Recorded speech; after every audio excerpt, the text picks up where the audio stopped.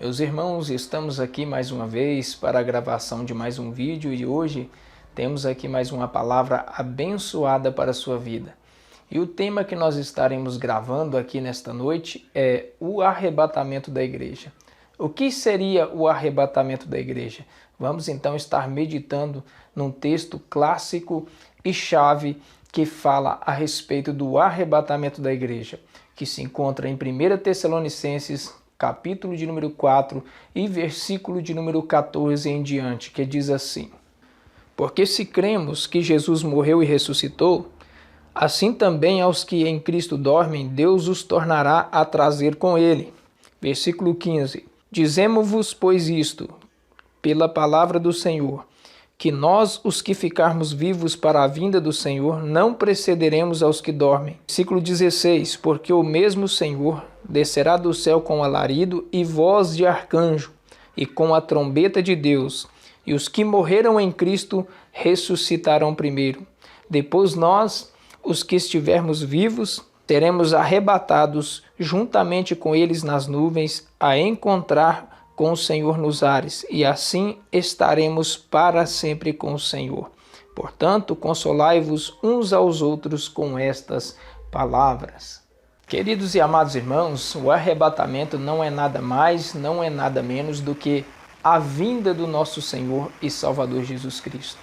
Quando nós vemos aqui o apóstolo Paulo falando, acerca daqueles que dormem, acerca daqueles que morreram, aqui ele traz o exemplo, citando Jesus no versículo de número 14, dizendo que assim como Cristo morreu e ressuscitou, ele também tornará a trazer de volta aqueles que morreram. Queridos irmãos, então nós podemos ver que existe 3 posicionamentos acerca da visão escatológica acerca da vinda de Cristo. Nós vemos 3 posições, que é a posição pré-tribulacionista, que é aquela que afirma que Jesus voltará antes da grande tribulação. Nós vemos a posição mesotribulacionista, que é aqueles que acreditam que Jesus vai voltar em meio à grande tribulação.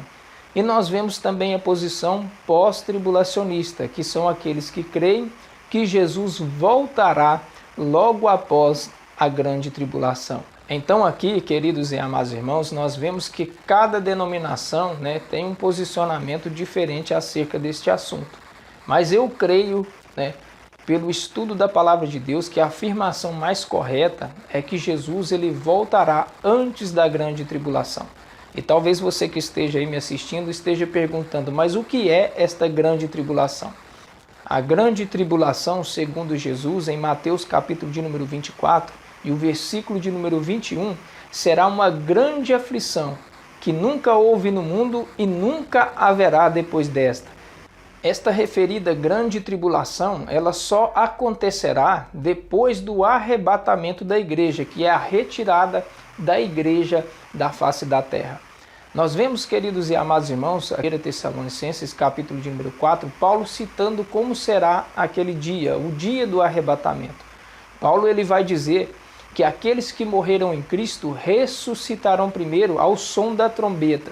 Dias e ele diz, e nós, os que estivermos vivos, seremos transformados e arrebatados juntamente com eles nos ares. Aqui, queridos e amados irmãos, então eu quero estar trazendo para vocês o significado desta palavra arrebatamento, que vem do grego da palavra harpazo, que significa arrancar com força, tirar depressa, sequestrar, roubar. Então aqui nós podemos perceber, pelo significado desta palavra, que a igreja será tirada da face da terra antes de chegar esse tempo de grande aflição. Quais, queridos e amados irmãos, são os versículos que nós iremos usar para afirmar que a igreja será guardada naqueles dias? Os versículos que nós podemos afirmar que a igreja será guardada da grande tribulação se encontra no livro de Apocalipse, no capítulo de número 3, e no versículo de número 10, como guardastes a palavra da minha paciência, eu também vos guardarei da tentação que há de vir sobre todo o mundo. E a igreja do Senhor será poupada na grande tribulação. Também temos outro versículo que se encontra em 1 Tessalonicenses, capítulo de número 5, e o versículo de número 9, que diz que o Senhor não nos destinou para a ira vindoura, ou seja, que ira vindoura seria esta? Esta ira vindoura, citada aqui nesse versículo, significa o dia, da grande tribulação, é a ira do Senhor. E também nós vemos em muitos textos, por exemplo, como na época de Noé, quando Deus foi mandar o seu juízo, Deus foi determinar agora o juízo sobre o mundo, a palavra de Deus nos diz que Noé e sua família eram os fiéis que ainda estavam na terra, ou seja, eles foram poupados. Deus retirou Noé antes de executar o juízo.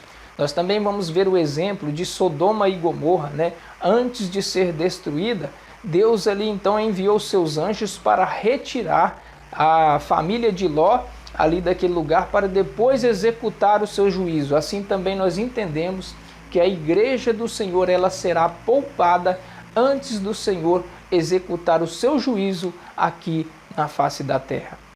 Agora, queridos e amados irmãos, como é que se dará este arrebatamento? Nós vemos pelas próprias palavras do Senhor Jesus, quando ele estava ali conversando com os seus discípulos no Monte das Oliveiras, nós vemos que os discípulos chegaram a ele e fizeram uma pergunta em particular.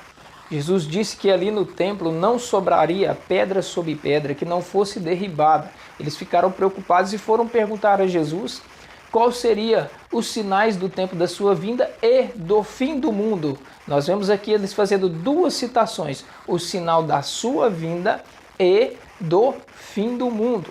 Então aqui nós vamos ver Jesus citando o princípio das dores, que são umas aflições que os servos do Senhor iriam passar, sendo martirizados, e depois Jesus vai citar que haveria um grande tempo de grande tribulação, ou seja, dois períodos diferentes. Só que aí Jesus vai lá no versículo de número 36 e ele mostra como seria agora o arrebatamento da igreja.